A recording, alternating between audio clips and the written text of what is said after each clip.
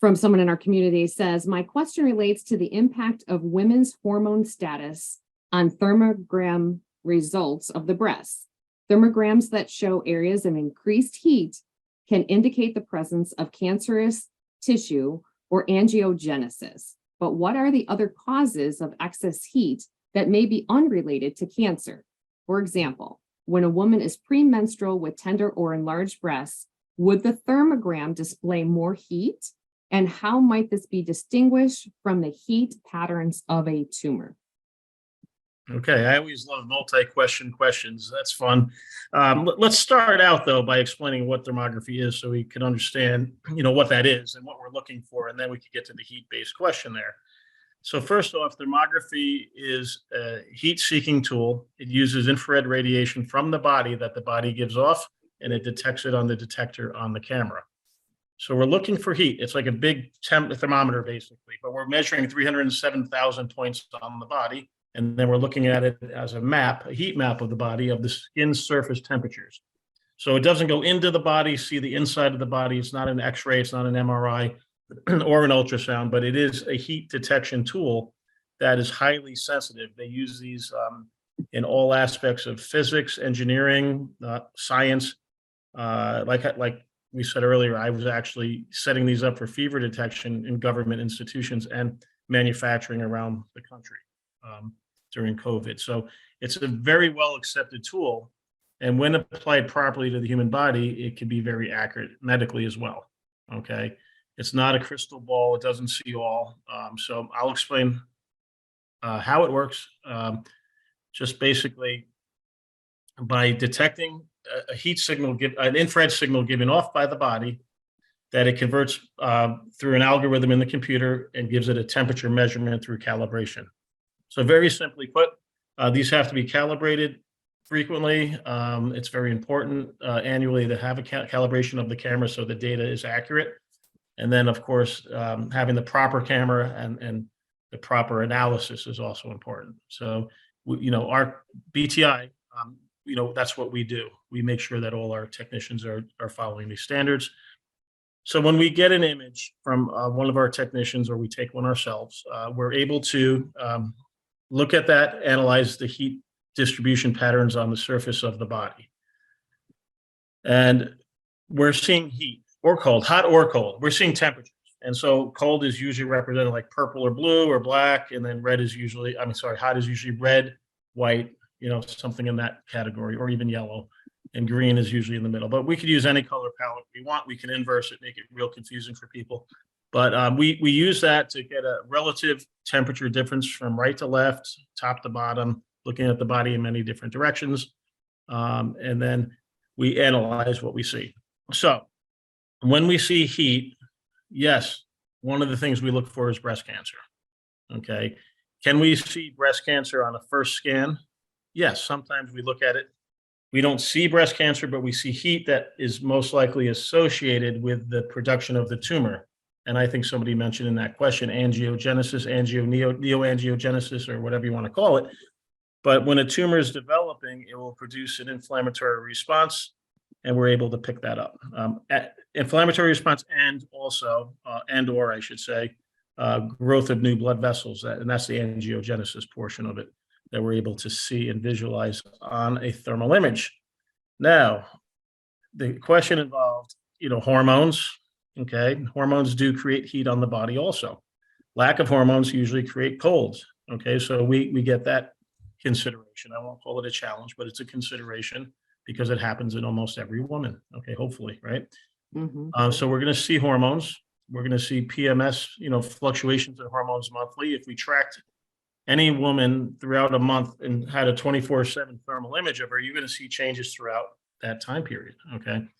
The one good thing that I can say about the reliability of our results is that thermography impressions are most like a fingerprint. So when we look at the breast, we'll see these dark spots, which are either hormones, blood vessels, could be cancer, anything like that. It could be an injury from the past or present, but or a bra for that matter. We're in a bra too tight. So we're seeing all these heat patterns, and we have to differentiate what's what over time. Sometimes it's done through, process of elimination. Yeah, that looks like a bra strap mark. Did you just wear a bra real tight? Yeah, I wear a big tight bra every day, all day, 24 hours a day. All right, well, we have to address that in another aspect of, our approach. But so we in that case, that's easy. We fix that. I don't wear a bra so tight, or don't wear it so long. Take it off at night.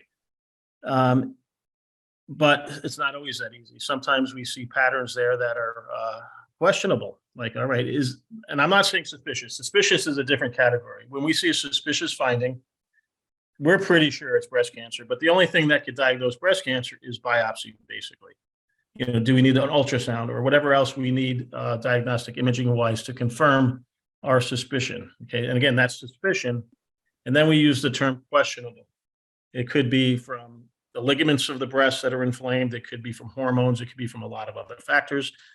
So that usually happens over time. Sometimes we do a 3-month follow-up. Sometimes we do a 6-month follow-up. Sometimes we do a year follow-up, depending on the situation. But that's up to our ophthalmologists who really understand this type of thing. And we never guess. We always want to make sure. And back to the fingerprint concept. So year after year, we have some women that have been coming in for 15 years, year after year. And it's like a fingerprint. Like, you literally see the same patterns every time. And that's what we want. Okay. A lot of our technicians and doctors that we work with also work with hormones. So we leave that up to them for the treatment side of things, but we'll be there for the evaluation to show improvements or ascertain whether some of the changes we're seeing might be from new hormone therapies that they're on, or possibly toxicity, stress, caffeine consumption, alcohol, tobacco, sugar, any of those factors that can affect those heat findings. We're going to be able to hopefully mitigate along with the physician or the provider.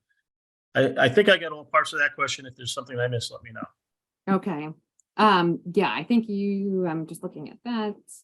Yeah. So essentially, when you are looking at this, you're looking for patterns, especially if the person has come back before, or maybe do you do a baseline, or what do you recommend as far as that goes, perhaps? Yeah, so we don't have an official baseline. I know there's a thermography company out there that everybody comes back in 3 months, but we don't do that. If somebody looks near perfect, we let them go 12 months. Okay. If somebody looks somewhere in between, we do 6 months. If somebody's a little bit questionable or suspicious, we'll do 3. That's pretty much our the way we work things. I've done a month follow-up in some people as well, but that's very rare. Okay, so it's basically on your findings and what that looks like to you, and like you said, whether it's questionable or suspicious, or it looks pretty fine, and it's based on the colors of the heat and where they are located. Is that correct? Yeah. So colors, like I said earlier, the palettes can be anything. We could confuse you by changing palette schemes or whatever, but we usually go by patterns, and patterns. Inverse grayscale imaging is the most important part of thermal imaging. In my opinion, 90% of my assumptions are made on that. So it looks like where the hot areas are darker. Okay. So we're following these patterns, these vascular patterns. We call them thermovascular patterns. So we're looking at those first, and then we go to the color format, and we look at the actual temperature measurements, and all of our reports have that in them. So in other words, we look at something called the delta T, which means the difference in temperature from left to right. We'll make a circle on one hot spot, and we'll find the like spot on the other side. And we will use that information through the computer, giving us a temperature measurement of the average in each circle. And then we take the computer will take the temperature difference and tell us it's 2.5 degree delta T, or point whatever. It doesn't matter what the number is, mostly, unless it's extreme. And then, of course, we take further steps from there. But those numbers are then compared on the follow-up test, so we can actually see what those temperature differences are from test to test. Want to learn what the leading edge science says about the most proven anti-cancer diet? What about experiencing the joy and power of meditation, emotional freedom, energy medicine, yoga, and ancient healing methods? Or how about learning from world-leading doctors and health experts what you can do to protect yourself and your family from chronic disease and live a long and healthy life? Imagine if you could learn directly from cancer conquerors how they beat cancer using holistic diet and lifestyle approaches. And imagine understanding why certain supplements work others don't, and what to look for when choosing effective supplements for health and vitality.